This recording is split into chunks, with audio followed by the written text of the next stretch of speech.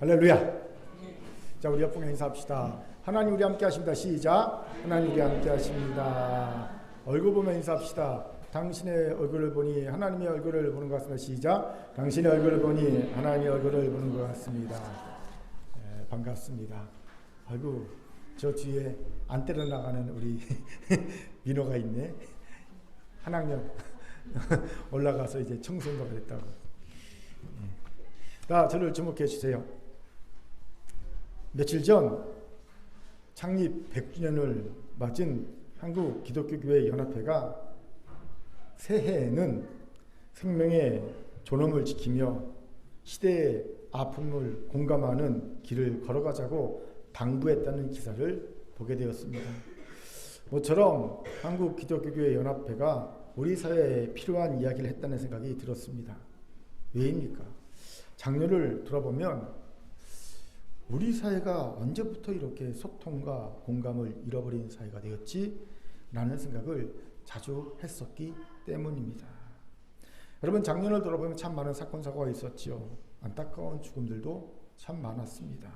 그런데 그런 일들을 대하는 사회의 모습을 보면 더 이상 타인의 아픔에 함께 슬퍼하지 않더라는 거지요.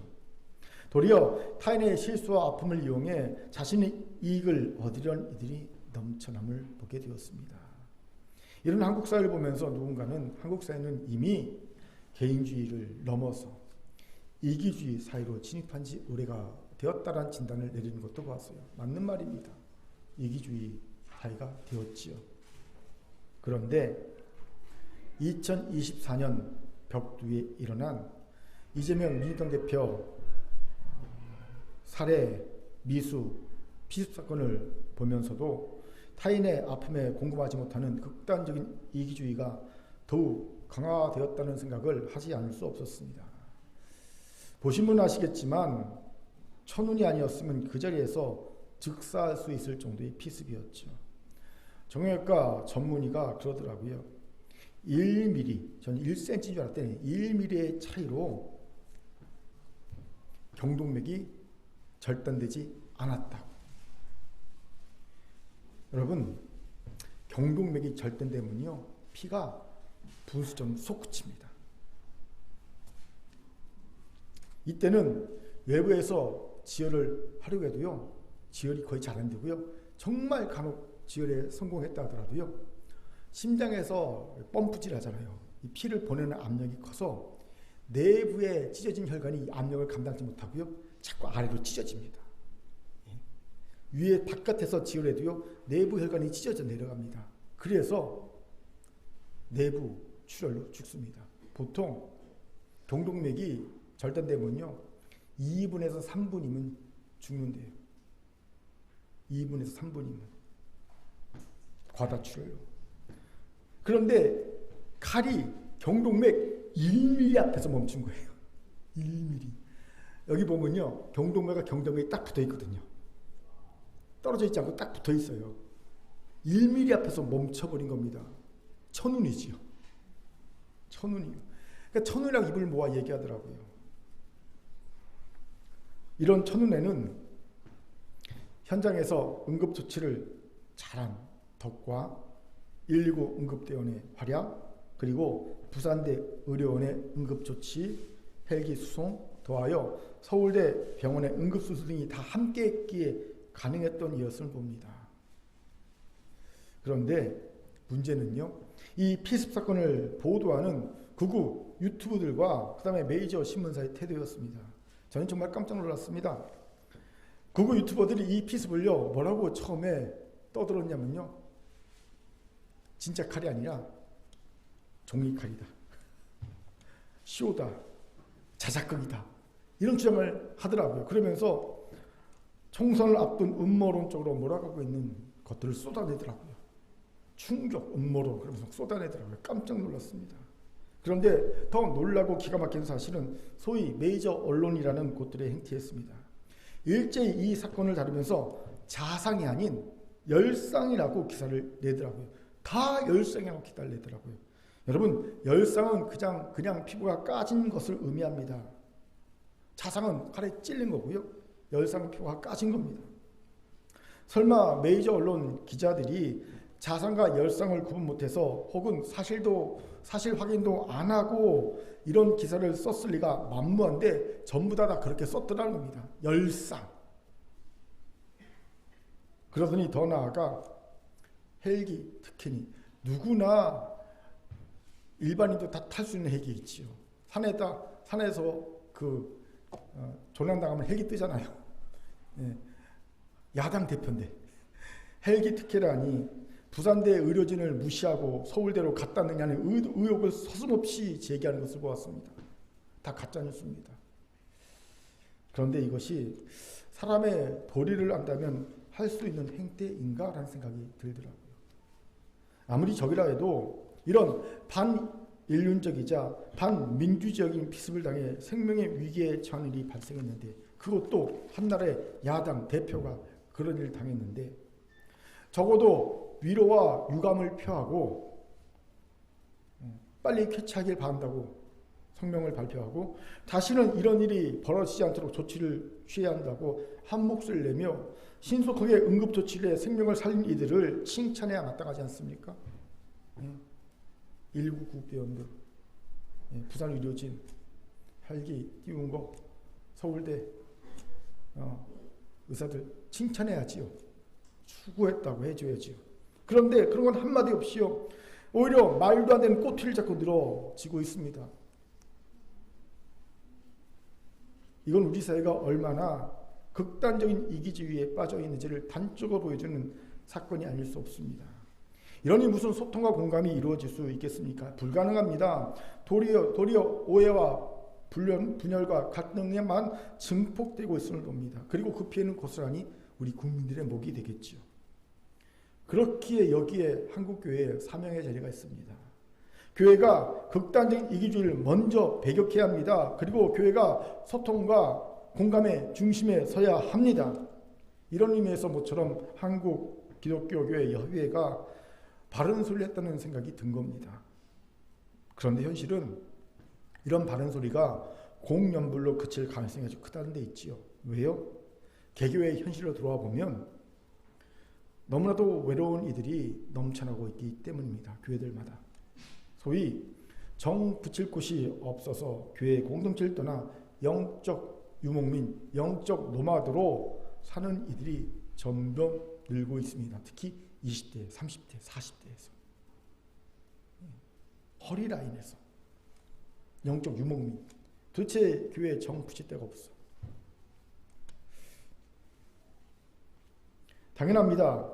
소통과 공감이 제대로 이루어지지 않는 이들과 함께 한 공간에 있어 보십시오. 그것만으로도 어색하고 불편하고 힘듭니다.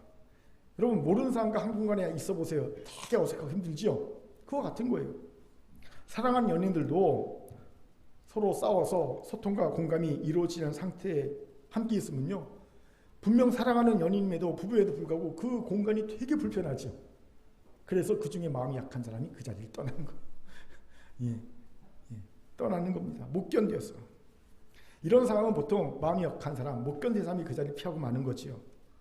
그렇게 사실 교회를 떠나는 이들은 가장 마음이 여린 이들이 대부분 그렇습니다.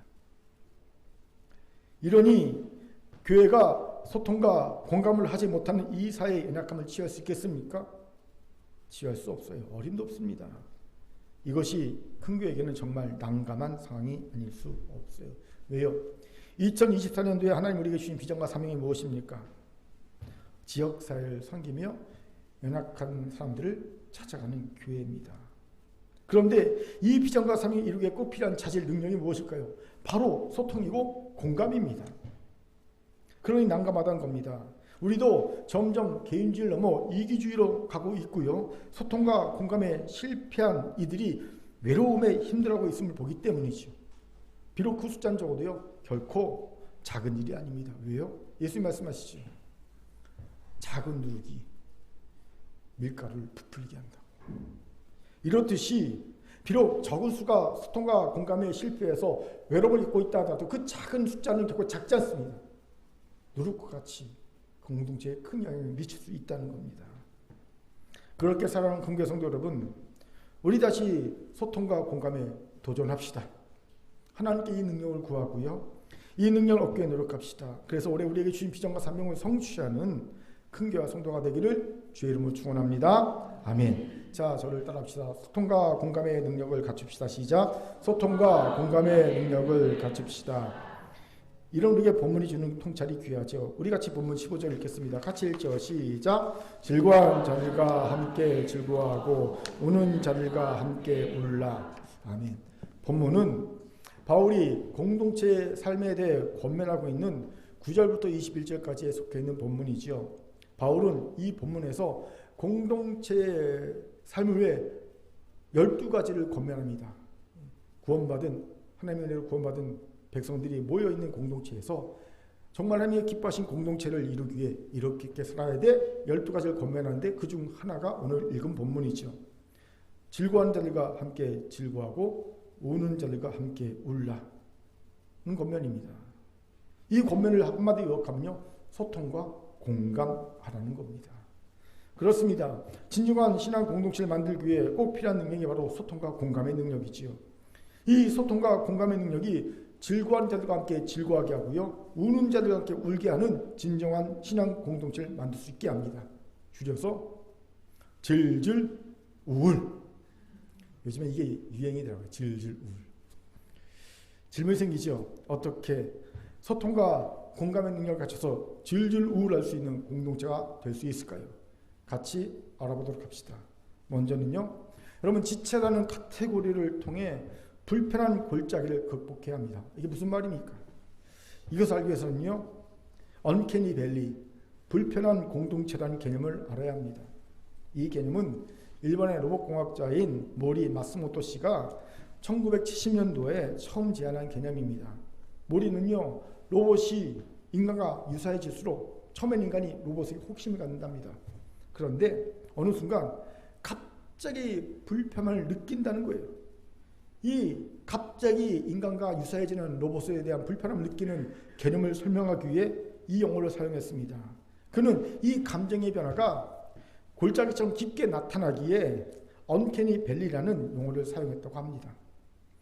이런 감정의 변화가 일어나는 이유가 뭘까요? 이에 대해 카를 D 맥킨티언 학자가 분류의 모성이 주는 불편함으로 설명한 적이 있어요. 쉽습니다. 우리 인간은 무의식적으로 세상에 존재하는 사물이나 사람이나 서비스 등을 분류하는 습성을 가집니다. 우리가 사람을 딱 보면요, 저 사람 흑인, 백인, 황인종 무의식적으로 딱 분류하잖아요. 우리는 무의식적으로 이렇게 분류하는 습성을 가져. 왜 그러냐면요, 그래야 우리의 뇌가 저장을 시키기 때문입니다. 우리의 뇌는 뭔가를 저장을 시키기 위해서 자꾸만 분류합니다. 여기에서 불편한 골짜기가 발생합니다. 누가 봐도 강아지처럼 생기지 않은 로봇 강아지가 사람 흉내를 내면요, 처음에는 호감을 갖고 좋아합니다. 그리고 우리는 뇌는 뭐라고 분류하냐면요, 비인간 카테고리에 딱 넣습니다. 이거는 기계야, 딱 넣고 저장합니다. 불편함이 없어요. 쉽게 저장합니다. 그런데 이 기술이 발달해요. 그래갖고 로봇 강아지가 이제는요, 진짜 강아지처럼 보여요. 도대체 진짜 강아지와 로봇 강아지가 구분이 안 되기 시작합니다. 이러면요, 우리 뇌는요, 이거를 어디에 넣어야 될지 고민합니다. 생물 카테고리에 넣어야 될지 로봇 카테고리에 넣어야 될지 막 헷갈리기 시작해요. 모호해지는 거예요. 모호성이 증가해지면요, 그 다음부터 우리는 불편해집니다. 불쾌해지는 거예요. 스트레스를 유발하는 겁니다. 그렇게 요즘 점점 AI 기술이 발달하면서 사람들이 처음에 AI에 대해서 호감을 가졌다가 지금은 AI에 대해서 불편함을 느끼는 사람이 늘어나고 있는 이유가 있어요. AI가 만드는 가상현실이나 것들이 너무 점점 현실과 비슷해지거든요. 그러니까 불편해져요, 사람들이. 바로 그런 이유 때문입니다. 모호해지는 거예요. 그런데 이런 불편한 골짜기 개념은 인간 관계에도 나타납니다. 우리는요, 너무 나와 다른 사람은 도리어 불편해하지 않습니다. 그냥 저는 나와 달라 인정해버리면 끝이거든요. 저 사람은 나와 다른 사람이야. 딱 우리가 인정하는 순간요, 더 이상 불편해지지 않습니다. 그리고 이런 일은 도리어 소통해주고 공감해주기 쉽습니다. 다르니까. 그래, 넌 다르니까 그렇게 생각할 수 있어. 넌 다르니까 그렇게 행동할 수 있어. 나와 다르니까 너는 뭐 충분히 그럴 수 있지 뭐. 이렇게 우리는 쉽게 소통하고 공감해줍니다. 그런데 문제는 나와 가까운 이들이에요. 이들은 나와 닮았습니다. 닮았기에 친해졌고 친해졌기에 더 닮아가고 있는 이들입니다. 그리고 이 닮음이 처음에는요 신기하기도 하고 친근하기도 하고 호감을 주기도 했습니다. 그리고 그와 소통하고 공감하는데 긍정적 영향을 주기도 했죠. 그런데 문제는요 오랜 시간 동안 교제하다 보니까 이 닮음이 어느 선을 넘을 때가 있어요. 너무나 똑같을 때가 있어요. 징그러울 정도로. 예? 오래 갔다 있다 보니까 나와 똑같아지는 거야. 이러면 이때부터 불편해집니다. 왜요? 그를 나처럼 여길 것인지 타인으로 여길 것인지 모호해지는 거예요. 어느 카테고리에 넣을지 나라는 카테고리에 넣을지 타인한 카테고리에 넣을지 우리 내가 나도 모르는 사이에 막 불편합니다. 모호해지는 거예요. 이때 나타나는 현상이 뭔지 아십니까? 도리어 소통과 공감에 소극적이 되는 겁니다. 왜 이럴까요? 무의식적으로 그를 내게서 밀어내는 거예요. 너와 나는 달라라는 무의식의 소리가 행동으로 나타나는 겁니다. 나도 모르게 자꾸 밀어내요. 그런 경우 혹시 있습니까? 정말 소통과 공감이 잘 되던 가장 친한 이가 어느 순간부터 전혀 소통과 공감도 안 되고 나를 밀어내는 것만 같은 느낌이 들 때가 있습니까? 그렇게 내가 하고 있다는 느낌이 들 때가 있습니까? 지금 그와 나는 불편한 골짜기에 빠져서 혼동 속에 있는 거예요. 그를 나를 어느 카테고리에 넣을지 나라는 카테고리에 넣을지 타인은 카테고리에 넣을지 헷갈리기 시작하는 거예요. 너무 닮아서. 그런데 아십시오. 이 불편한 골짜기를 극복해야 진정한 소통과 공감이 이루어질 수 있습니다.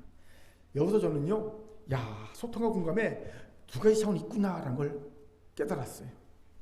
첫 번째 차원은요, 그를 타인을 놓고 해주는 소통과 공감입니다.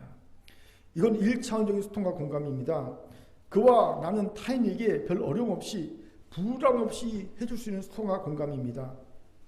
다르니까 뭐 그닥이 나와 다르니까 별 무관하잖아요. 별 상관이 없잖아요. 그러니까 얼마든지 소통해 줄 수 있어요. 공감해 줄 수 있어요. 그냥 다르면 인정해 주면 되니까 나한테 별 부담이 안 돼요. 1차원적인 소통과 공감입니다. 하지만 1차원이라고 여러분 얕보면 안 됩니다. 이 소통과 공감만으로도 죽을 결심을 했더니까 살 결심을 하는 일로 바뀔 수 있거든요. 전혀 모르는 사람이 내 상황을 소통해줬어, 공감해줬어. 그것만으로 살 이유가 생기는 일도 있습니다. 그렇게 우리는 이 1차원부터 연습해야 합니다. 노력해야 합니다. 어떻게 해요? 여러분, 다름을 불편해하지 않는 겁니다. 다름은 틀렸다고 여기지 않는 겁니다. 다른 것은요, 그냥 다른 것 뿐입니다. 다른 게 틀린 거나 불편한 게 아니에요. 입장 바꿔서 생각하면 얼마든지 이해할 수 있는 영역이고요. 아니, 이해 못하면 그냥 꿀꺽 넘기면 됩니다. 용납하면 됩니다. 그냥 다르니까. 어떡하겠어, 다른 걸. 생겨본 게 다른 거. 태어날 때부터 사후구조가 다르고 생각하고, 느끼는 게 다른 걸. 인정하는 거예요. 남자가 여자를 인정하고 여자가 남자를 이듯이. 다르다. 인정하듯이 다른 거거든요. 그렇게 우리는 1차원의 소통과 공감부터 배워야 합니다. 아멘. 하지만 진정한 소통과 공감의 능력을 경험하려면 2차원의 소통과 공감도 배우고 익혀야 합니다. 바로 불편한 골짜기를 극복한 소통과 공감입니다. 즉 너무 나와 닮아서 어떤 카테고리에 넣어야 할지 모호한 이들입니다. 도리어 이들과 불편해진 소통과 공감, 이걸 극복해야 합니다. 어떻게 불편한 골짜기를 극복할 수 있을까요? 간단합니다. 지체라는 카테고리에 넣으면 됩니다. 이 카테고리는 세상에 존재하지 않는 카테고리입니다. 오직 예수 그리스도를 머리로 하고 그 몸의 지체인 그리스도 공동체 안에만 존재하는 카테고리가 바로 지체라는 카테고리입니다. 이거는 세상이 가질 수 없는 카테고리지요.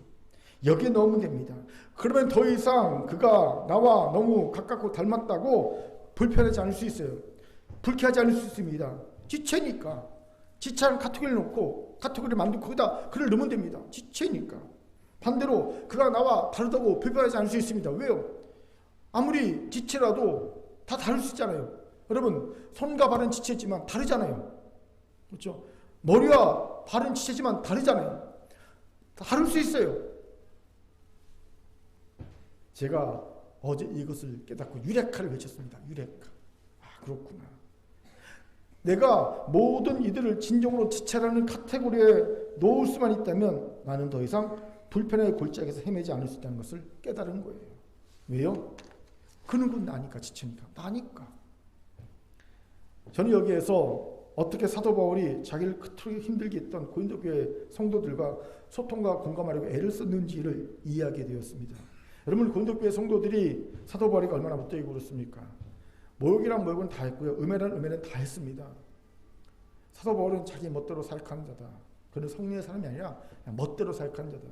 그는 심지어 성교비를 횡령했다. 공금 횡령했다. 배임죄다. 그는 가르침 일가성이 어때는 결혼해라고 했다. 어때는 결혼하지 말라고 했다.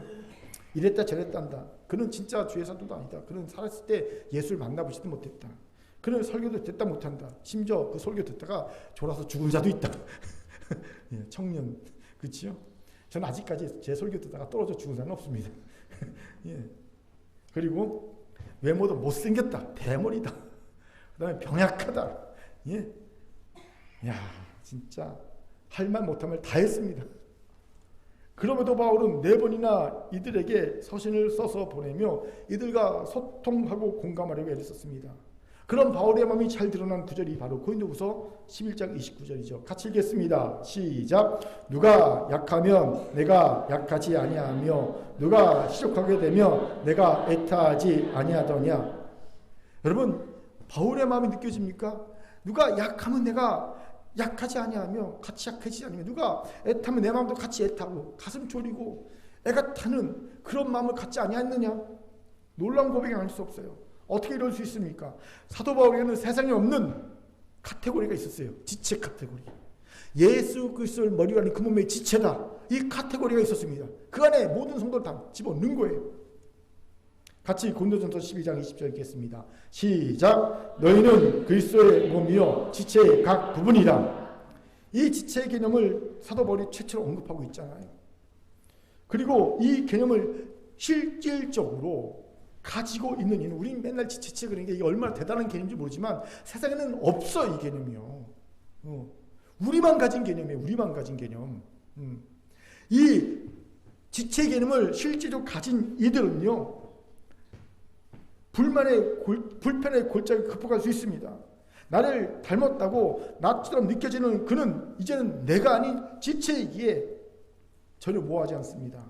명료하기 때문입니다. 그렇게 이런 이는 1차원적인 소통과 공감만이 아닌 2차원적인 진정한 의미의 소통과 공감까지 경험할 수 있게 되는 거예요. 사랑하는 큰교회 성도 여러분, 적어도 큰교회 성도들은 지체가라는 카테고리 안에 서로를 다 넣을 수 있길 바랍니다. 오늘 꼭 생각해 보세요. 내가 아직 지체라는 카테고리 안에 넣어놓지 않은 이들이 있는가를 있을 겁니다. 그리고 내게 지체라는 카테고리가 너무 신학적이거나 너무 흐리멍텅하고 실제적이지 못하지는 않는가 한번 생각해 보시기 바랍니다. 대부분 사람들이 너무 흐리멍텅하고 실제적이지 않아요. 이 지체라는 카테고리가 얼마나 대단한지를 잘 몰라요. 저도 어제 생각해 봤습니다. 말씀을 준비하면서 과연 내가 지체라는 카테고리 안에 넣지 않은 사람이 있을까? 놀랍게도 있더라는 거죠.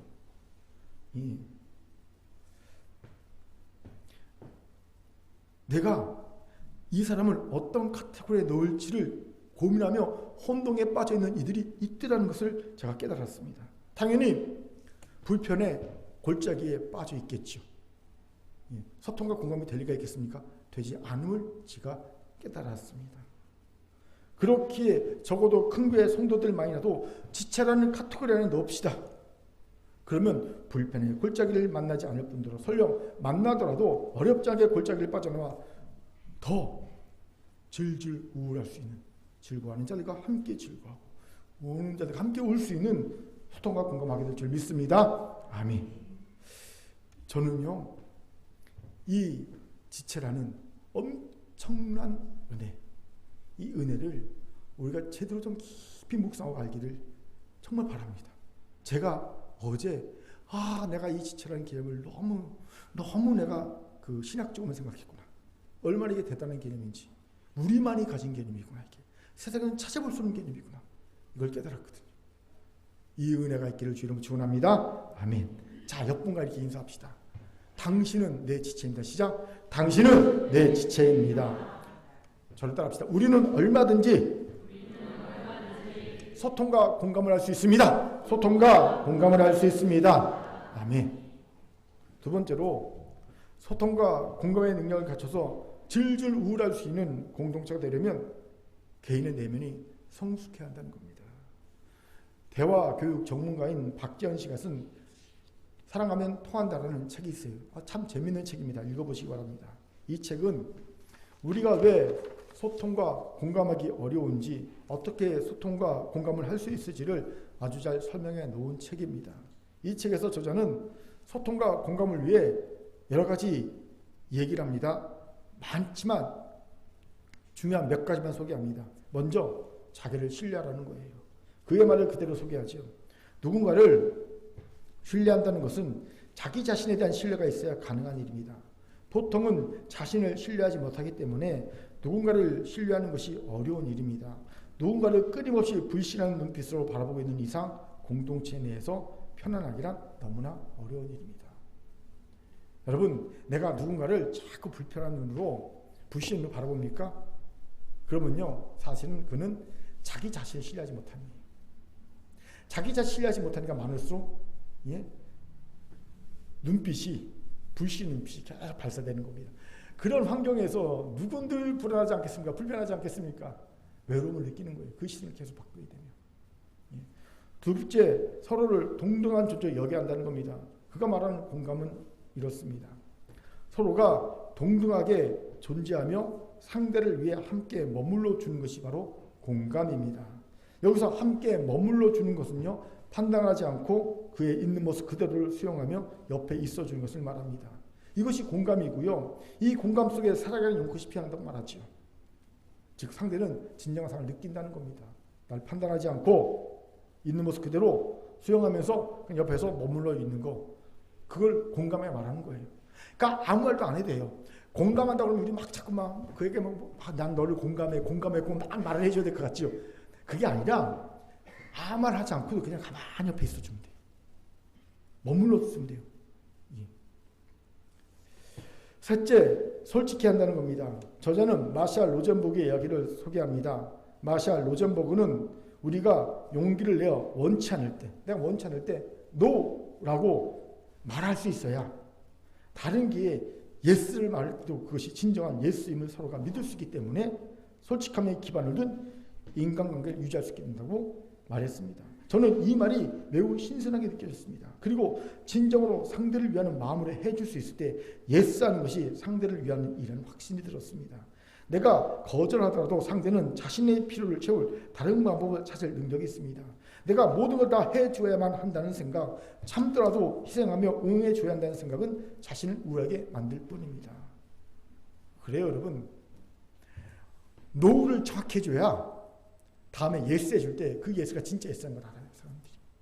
내가 싫은데 억지로 인정 욕구 때문에 예스 해주고 투덜거리면요, 서로를 다 불행하게 만듭니다. 예. 이외에도 저자는 불안과 감정과 불안의 감정과 자신을 떼어놓고 바라보기, 쉽게 말하면 불안은 이 컵이라고 생각하고 컵을 이렇게 내가 놓듯이 객관적으로 떼어놓고 바라보는 모습, 또 상호 의존 의식하기, 윈윈하기, 이건 지체의식이 다른 거예요.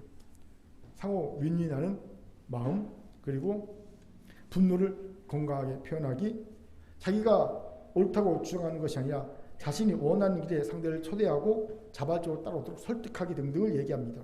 그런데 이 모든 것들을 한마디로 요약하면 뭔지 아세요? 내면의 성숙이에요. 그렇습니다. 내면이 성숙했음을 나타내는 특징 중 가장 중요한 특징들이 바로 조금 전에 언급한 세 가지에 다 있습니다. 내면의 성숙함은요, 자기 신뢰가 있어요. 자기를 사랑할 줄 압니다. 성숙한 사람은요, 나를 신뢰하고 나를 사랑할 줄 아는 사람입니다. 또 내면이 성숙한 사람은요, 상대를 동등한 인격적으로 인정합니다. 그리고 상대를 편견 없이 바라봐줍니다. 선입견 편견 없이 상대를 봐줍니다. 또 인정 욕구에 휘둘리지 않습니다. 솔직하게 상대를 대합니다. 싫으면 싫다, 좋으면 좋다, 정확히 말해줍니다. 예스노가 분명합니다. 여기에 우리가 소통과 공감에 실패하고 어려운 이유를 발견해야 됩니다. 우리는 내면 성숙이 멈춘 지 오래되었기 때문이죠. 전 목회하면서 지적으로 성장했음에도 불구하고 내면은 여전히 어린아이 수준에서 딱 머물러 있는 이들을 너무 많이 봤습니다. 보통 성도들이 갖고 있는 내면의 그 정서적인 수준은요, 대부분 다 4, 5, 6학년 수준입니다. 초등학교. 여러분, 제가 여러분을 무시해서 하는 말이 아니라 성도들의 대부분의 내면의 정서적인 수준은요, 딱 4학년, 5학년, 6학년 요 수준에 딱 머물러 있어요. 딱 그 수준에. 이런 이들에게서 나타난 특징이 있습니다. 바로 옛사람이 절제 없이 막 튀어나온다는 겁니다. 낮은 자존감, 정죄의식, 두려움, 자기의, 인정욕구, 과거의 상처, 죽음의 공포와 같은 이런 옛사람이 그 마음과 생각을 수시로 드러날거립니다. 예, 수시로 드러날거려서 감정의 기복이 너무 심해집니다. 믿음이 감정과 딱 결착돼 갖고요. 믿음이 감정을 이끄는 게 아니라 감정이 믿음을 이끕니다. 감정이 좋을 때 믿음이 좋았다가 감정이 나쁠 때 믿음이 나빴다가 막 요동칩니다. 이러니 자기 신뢰와 자기의 사랑도 할 줄 모르고요. 상대를 자기로 판단하고 무시하거나 아니면 우러러보거나 또 인정욕구에 휘둘려서 거절도 못하고 거절 못하니 억지로 해줍니다. 해주면서 투닥투닥 원망불평하고 그러니까 이건 안 해주면 못한 거예요. 여러분 해주면서 원망불평하면요 이게 안 해주면 못한 겁니다. 당연히 소통과 공감에 실패하고 많은 일이 되는 거죠. 그렇기에 소통과 공감에 성공하기 원합니까?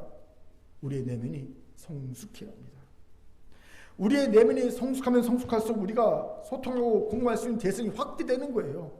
예. 여러분 왜 이렇게 난 소통하고 공감할 수 있는 사람이 조금이지 대상이 내면이 성숙하지 않았기 때문입니다.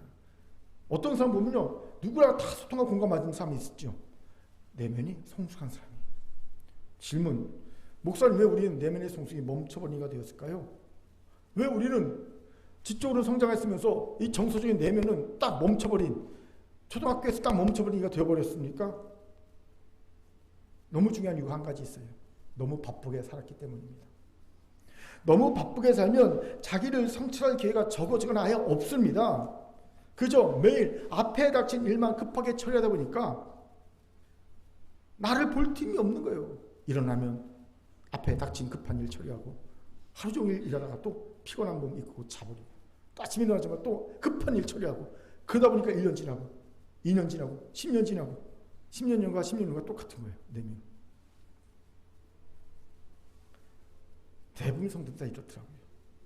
이번에 금교 성도들에게 1년 기도 제목, 3년 기도 제목, 5년 기도 제목을 써서 내라고 했잖아요. 이것을 읽어보면서 든 생각이 이랬어요. 많은 성도들이 3년, 5년 기도 제목을 써내는데 어려움을 겪더라고요. 솔직히 제대로 써낸 성도가 거의 없어요. 3년, 5년 기도 제목을 제대로 정확히 써낸 성도들이 진짜 손에 꼽을 정도예요. 왜 그런지 아십니까? 당장 앞에 닥친 일을 처리하다 보니 3년, 5년 앞을 막연하게만 생각해 봤을 뿐 구체적으로 계획하고 생각하며 준비하고 있지는 못했기 때문입니다. 막상 써내더니 뭘 써야지? 이게 모르겠는 거예요. 힘든 거예요. 이러니 무슨 내면의 성찰이 있겠으며 내면의 성찰이 없으니 내적 성숙이 어찌 있겠습니까? 그렇게 이제 힘들고 어렵더라도 내면 성숙 위에 자기 성찰의 시간을 만들어야 합니다. 적어도 1시간 이상을 시간을 만들어내야 합니다. 그래서 그 시간에 성경도 묵상하고 좋은 책도 읽고 자신의 하루를 반추하는 시간을 가져야 합니다. 더불어 특별한 시간을 만들어내야 합니다. 여러분 영화도 보셔야 합니다. 전시회도 좋은 전시회도 가서 보셔야 하고요. 음악회도 가셔야 하고요.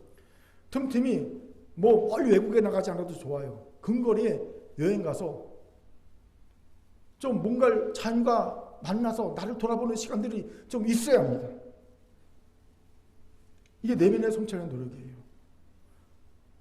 올해는 좀 이런 시간 좀 가져보시기 바랍니다. 굉장히 중요한 겁니다. 우리 인생의 성찰과 성숙을 위해. 베드로 사도가 베드로후서 1장 4절부터 6절까지 해서 뭐라고 고민하고 있습니까? 너희 믿음에 믿음만 갖고 있지 말고 너희 믿음에 덕을, 지식을, 절제를, 인내를, 경건을, 형제를, 사랑을 공급해. 믿음만이 아니라는 거지요. 믿음이 다가 아니라는 겁니다. 믿음 위에 공급할 것이 이렇게 많아요. 덕, 지식, 절제, 인내, 경건, 형제의 사랑 공급해야 합니다. 더해야 합니다. 왜요? 내면의 성자가 성숙한 성찰을 위해서 그러라는 거지요. 이러면 우리가 소통하지 못하고 공감하지 못할 리가 없을 겁니다. 우리가 내면이 성장하지 못하니까 자꾸 소통하고 공감에 실패하는 거예요. 좁아지는 겁니다. 소통하는 이들이. 공감할 수 있는 이들이 좁아지는 거예요. 제가 저를 보면서 깨달은 게 있어요. 저는 지금 음식 가리는 거 없어요. 예, 없어도 못 먹잖아요. 음식은. 그렇죠? 그리고 사람들 가리는 사람도 없습니다. 처음 만나는 이들과도 쉽게 소통하고 공감합니다. 종교도 가리지 않아요. 특별히 제가 타 종교인을 만나려고 애를 쓰지 않지만 우연히 만나면요 가리지 않습니다. 스님과도 얘기도 잘하고요, 신부하고 얘기도 잘하고요, 무속인하고도 얘기 잘하고요, 얘기 잘합니다. 이게 언제 능력이 확 드러나냐면요, 영업할 때 드러나더라고요. 남들은 영업할 때 되게 오래간, 저는요 하나도 안 어려웠어요. 누굴 만나든 어떤 신앙 기반을 가진 사람 만나든 어떤 삶의 자리를 가진 사람 만나든 그 사람과 소통하고 공감하는데 전혀 문제가 없었어요. 편했습니다. 예. 누군가 그때 얼마 전에 목사님 영업하면 잘하겠네요. 근데 예, 정말 잘합니다. 그렇게 말씀드렸던 적이 있어요. 예. 그런데 원래도 이런 게 아니에요. 어릴 때 어머님도 계시지만 입이 짧았어요. 음식 가리는 게 많았습니다. 그리고 사람 사귀는 것도요 되게 좁았어요. 친구가 몇 명 안 됩니다. 가려서 사귀기 때문에. 그런데 바뀌었어요. 왜 바뀐지 아십니까? 목회자 되고 나니까 직업상 어쩔 수 없이 제가 대단해서 그런데 어쩔 수 없이 자꾸 나를 성찰하는 시간을 가질 수밖에 없어요. 그치요? 말씀 묵상하고 말씀 전해야 되니까 자꾸 나를 돌아보는 시간을 가지게 되는 겁니다. 내면을 보는 시간이 남들보다 훨씬 많아요. 사실 그게 제 일이잖아요. 목사님은 사무실에 뭐 하지요? 뭐 하긴요? 자꾸 나를 돌아보죠. 예. 그것밖에 안 되는 거야. 그거 하는 거예요. 계속 말씀 보면 나를 보고, 신문 보면 나를 보고, 이것저것 하면 나를 보고, 그러고 책 보면 나를 보고, 그겁니다. 그러면서 소통과 공감의 능력이 확대되는 거예요. 왜? 내면이 성찰되고 내면이 성숙하니까. 예. 그렇게 여러분 바쁜 거 알죠? 제가 여러분 얼마나 바쁩니까? 하지만 바쁘고 급한 것만 하지 말고 중요한 것도 시간을 만들어서 하시기 바랍니다. 여러분 내면의 성찰과 성숙입니다. 이것이 그토록 소통하고 공감하지 못하던 가족과 소통하고 공감하게 할 겁니다. 아내와 남편과 소통하고 공감하게 할 거고 자녀와 부모와 소통하고 공감하게 할 겁니다. 그리고 지체들과도 친지하고도 이웃과도 동료들과도 소통하고 공감을 할 수 있는 점점 소통하고 공감할 수 있는 대상이 확대되고 넓어지는 여러분이 되게 할 줄 믿습니다. 그럼 우리가요 질질 우울할 수 있어요. 즐거운 자들과 같이 즐거워하고 우는 자들과 함께 울 수 있는 우리가 될 줄 믿습니다. 아멘. 자, 저를 따릅시다. 시간을 만들어서 내면의 성자가 성숙을 이루기 위해 엿볼 보면서 이글이글 타는 눈으로 결단을 한번 노력합시다. 시작. 노력합시다. 네. 꼭 그러시기 바랍니다. 요즘 영화비가 비싸더라고요. 15,000원 그러더라고요. 예. 그래도 여러분 조조라도 보시기 바랍니다. 예. 세 번째로 소통과 공감의 능력을 갖춰서 즐길 우울하는 공동체가 되려면 소통과 공감을 결코 포기하지 말아야 한다는 겁니다. 15절에 쓰인 동사들은 다 현재 능동태입니다. 여러분 제가 여러 번 얘기했듯이 헬라어 현재 능동태는요 지속적 행위라는 의미가 있습니다. 즉 소통과 공감을 한 번에 그치지 말고 지속하라는 거예요. 그런데 사실 이것이 쉽지 않습니다. 왜요? 소통과 공감도 내가 원한다고 할 수 있는 것이 아니기 때문입니다. 대신 쌍방이 다 원하고 쌍방이 다 노력해만 할 수 있는 것이 소통과 공감이죠. 그렇게 간혹 소통과 공감을 하려고 노력하다가 상대방이 딱 철벽을 쳐서 상처만 받고 시험 들어서 내가 다시는 소통과 공감 하나 봐라 너랑 그리고 뒤돌아선 이가 있습니다. 이런 이들이 진정한 소통과 공감의 공동체를 찾다가 혹시 작은 교회에서는 그것이 가능할까 싶어서 작은 교회로 오는 거예요. 예, 작은 교회로 오는 이들은 소통과 공감에 목마른 이들이 많습니다. 반대로 아예 상처를 받았기에 소통과 공감 자체를 포기해버리고 대형교회로 숨어들어서 예배만 드리고 빠지는 이들이 더 많지요. 이건 소통과 공감에 상처받고 포기한 이들입니다.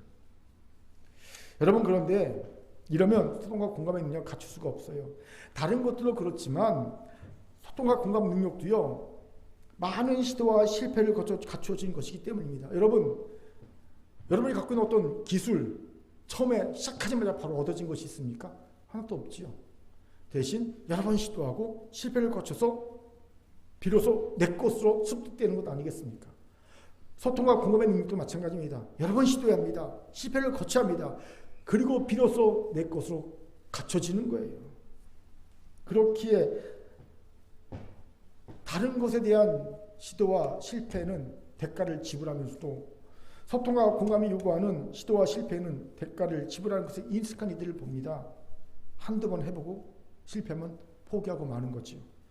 이런 우리에게 다윗이 큰 도전이 되지요.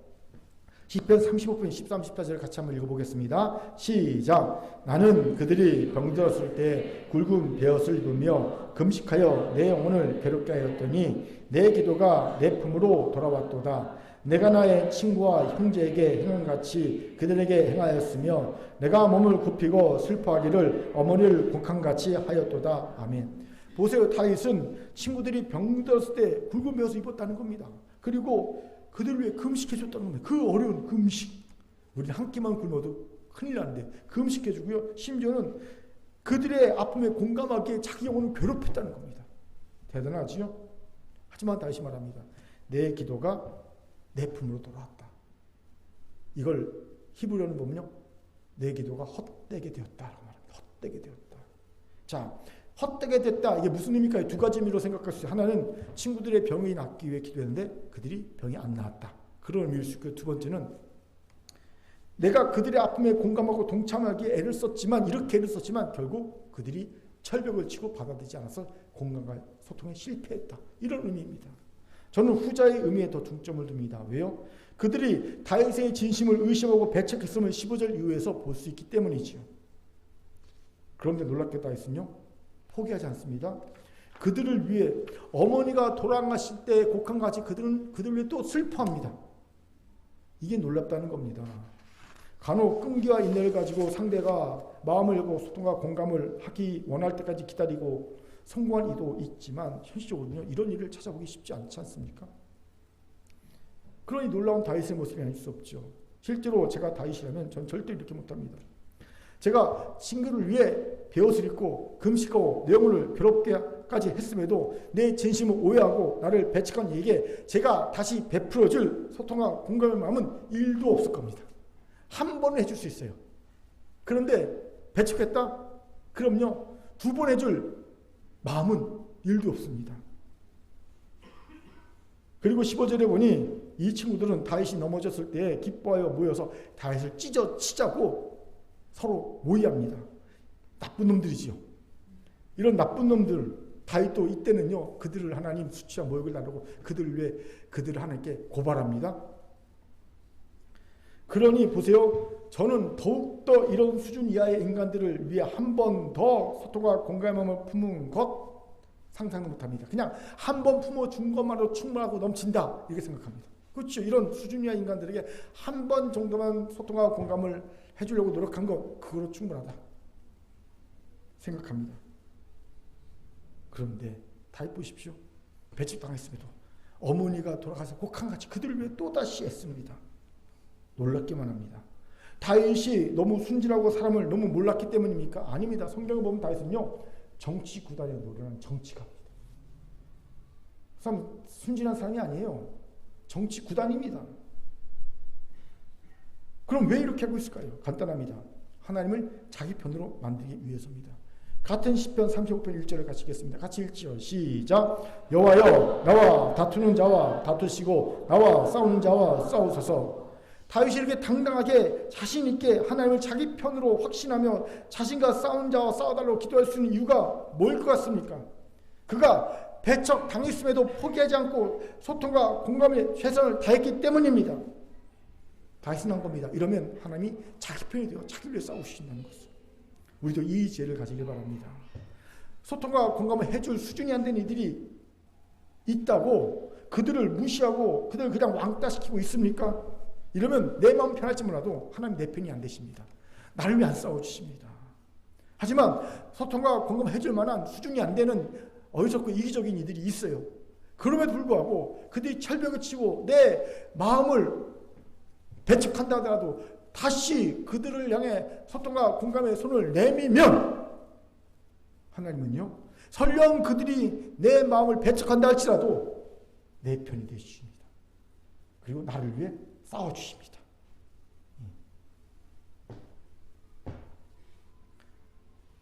왜요? 하나님은 긍휼히 여긴 자를 긍휼히 여기시는 분이기 때문입니다. 마태복음 5장 7절 제가 읽겠습니다. 긍휼히 여기는 자는 복이 있나니 그들이 긍휼히 여김을 받을 것이며, 이 사실을 믿으십시오. 그렇게 사랑하는 큰교회 성도 여러분, 소통과 공감을 배척한 이가 있습니까? 소통과 공감을 해주기도 아깝고 얄밉고 모자란 이가 있습니까? 그렇다 하더라도 포기하지 마십시오. 포기하려면 최소한 다윗처럼 배옷 입어보고 금식해보고 내 영혼을 괴롭게 해보고, 그러면서 배척 당했음에도 다시 어머니가 돌아가실 때 곡한같이 한번 그들 위해 곡해보고, 그래도 배척 당하면 그때 한번 포기해보십시오. 그 전에는 아직 너무 이릅니다. 성급합니다. 왜요? 다윗 정도 돼야 당당히 하나님 내 편 되어주세요, 나를 위해 싸워주세요 라고 말할 수 있다는 거예요. 다윗 정도 돼야. 이것이 도전이었습니다. 사실 저도 소통해주고 공감해주기 싫었던 이들이 있었기 때문입니다. 여러 이유가 있지만 항상 제자리를 맴돌고 여전히 이기적인 생각과 어린아이 마음에서 벗어나지 못한 모습에 낙심되었기 때문입니다. 그런데 한 달도 좀 전인가 보죠. 하나님께서 내 그 마음이 옛사람, 특히 자기라는 옛사람이 준동한 마음이라는 걸 깨닫게 해주셨어요. 아, 내가 옛사람 때문에 이런 생각을 가지는구나. 그리고 제가 회개하고 마음을 돌려먹었습니다. 그리고 오늘 본문을 보니 그때 마음을 돌려먹지 않았으면 하늘의 책망을 많이 받았겠구나 생각이 들더라고요. 그리고 오늘 말씀을 받지 못했을 것이다 라는 생각마저 들었습니다. 제가 이런, 여러분도 분명 이런 이가 있을 겁니다. 아, 소통해 주기 싫어, 공감해 주기 싫어, 내가 여러 번 해줬는데 이젠 더 이상 안 할래, 이런 이가 있을 겁니다. 그렇다면 그 마음을 돌려먹으세요. 그리고 다시 시도하세요. 적어도 다윗과 같이 최선을 다해 시도해보고 포기해보고 시도해보고 포기해도 포기하시기 바랍니다. 만약 실패하고 배척당해도요, 여러분 이익입니다. 하나님 여러분 편이 되어줘 싸우실 것이기 때문입니다. 이 믿음이 있는 여러분 되길 바랍니다. 아멘. 다윗 정도처럼, 저를 따라합시다. 다윗 정도처럼 소통과 공감에 최선을 다합시다. 옆분과 인사합니다. 하나님이 내 편이 되어주십니다. 시작. 하나님이 내 편이 되어주십니다. 아멘. 이제 말씀 마치죠.